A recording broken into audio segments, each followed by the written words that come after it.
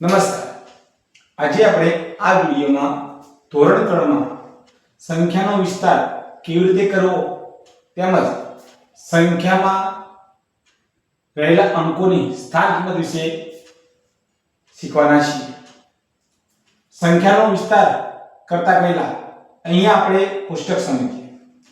જ્યારે 3 અંકોની સંખ્યા હોય ત્યારે સૌથી જે પાછળનો અંક હોય તે એકમ સ્થાન ધરાવે છે. એકમની આગળનો જે અંક હોય તે દશકનું સ્થાન ધરાવે છે. દશકની આગળનો જે અંક હોય તે 100 નું સ્થાન ધરાવે છે. તો તેના આધારે આપણે સંખ્યાનો વિસ્તાર કરી શકીએ. શરૂઆત કરીએ.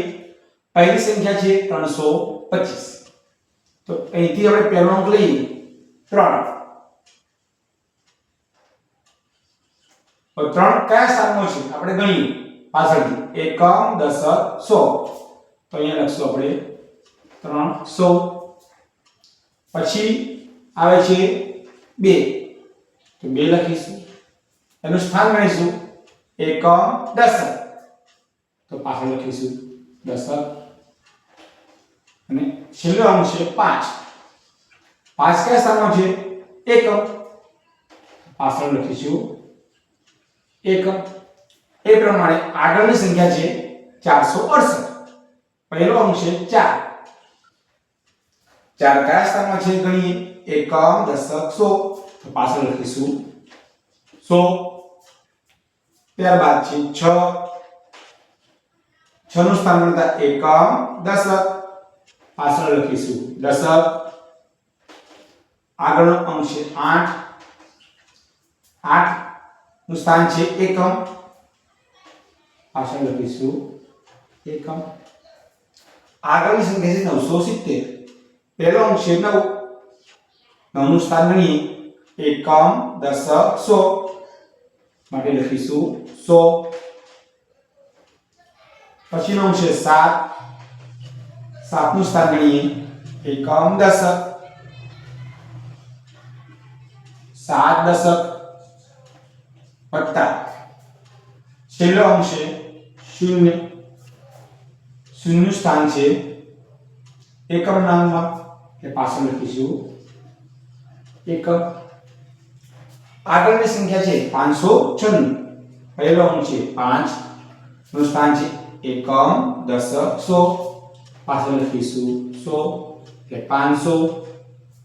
પછીનો અંક છે 9.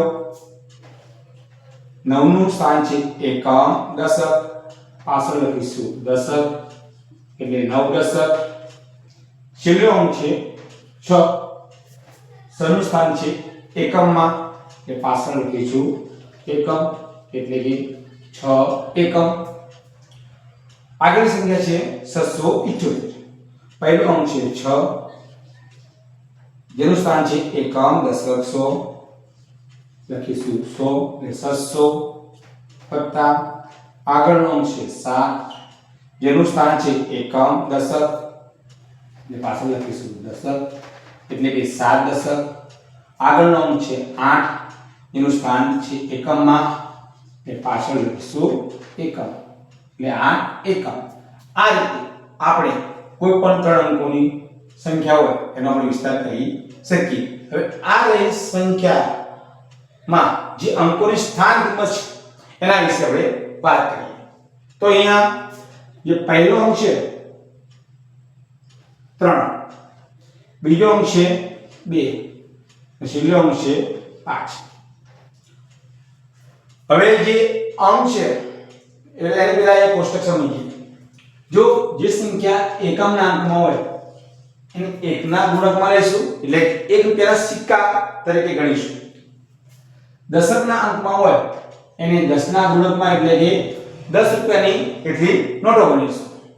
અને જે સંખ્યા 100 ના સ્થાનમાં હોય એને 100 ના ગુણકમાં એટલે કે 100 રૂપિયાની નોટો તરીકે ગણીશું. તો ચલો આપણે અહીંયા શરૂ કરીએ.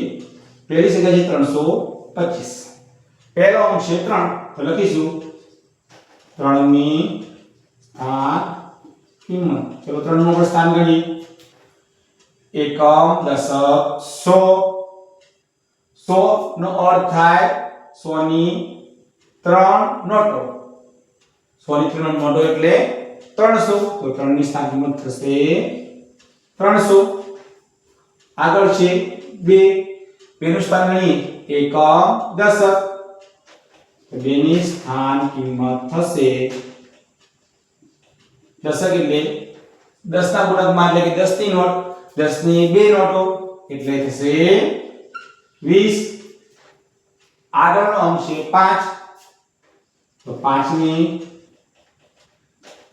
સ્થાન કિંમત જે એકમના અંકમાં છે એકમના અંકમાં હોય એકના ગુણકમાં એટલે કે 1 રૂપિયાના 5 સિક્કા લેશું તો કેટલા થશે 5 તો આ રીતે 5 ની સ્થાન કિંમત 5 થશે આગળની સંખ્યા છે 468 તો ચલો આપણે જોઈએ કે 4 ની સ્થાન કિંમત 4 છે એકમ દશક 100 ના સ્થાનમાં છે એટલે કે 100 ની 4 નોટો એટલે આપણે લખીશું 400 આગળનો છે 6 ની સ્થાન કિંમત સનું સ્થાન ગણીએ એકમ દશક દશક એટલે 10 ના ગુણકમાં એટલે કે 10 ની નોટ ગણીશું 10 ની 6 નોટો એટલે કે 60 રૂપિયા આગળનો અંક છે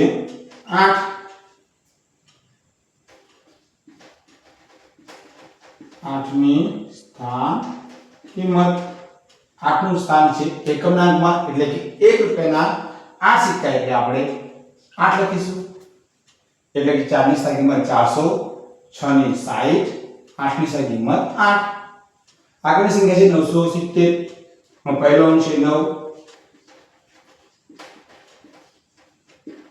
9 ની સ્થાન કિંમત નું સ્થાન ગણીએ એકમ દશક 100 એનો મતલબ 100 ની 9 નોટો એટલે 900 આગળનો અંક છે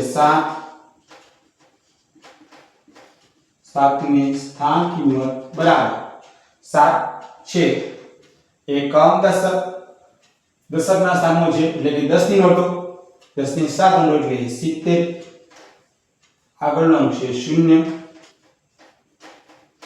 ની સ્થાન કિંમત જે એકમના અંકમાં આપણને ખ્યાલ છે કે શૂન્ય એટલે કશું જ નહીં કંઈ પણ ન હોય ત્યારે શૂન્ય દર્શાવાય એટલે શૂન્ય સ્થાન કિંમત રહેશે 0 તો આગળની આ બે સંખ્યા છે તમે જાતે આ મુજબ અને સ્થાન કિંમત લખી શકો છો તો તમે ઘરે પણ એના જવાબ લખવાનો પ્રયત્ન કરજો જો તમને મારો વિડિયો ગમ્યો હોય તો લાઈક ચેનલને સબસ્ક્રાઇબ અને વિડિયોને શેર કરજો વિડિયો જોવા બદલ ખૂબ ખૂબ આભાર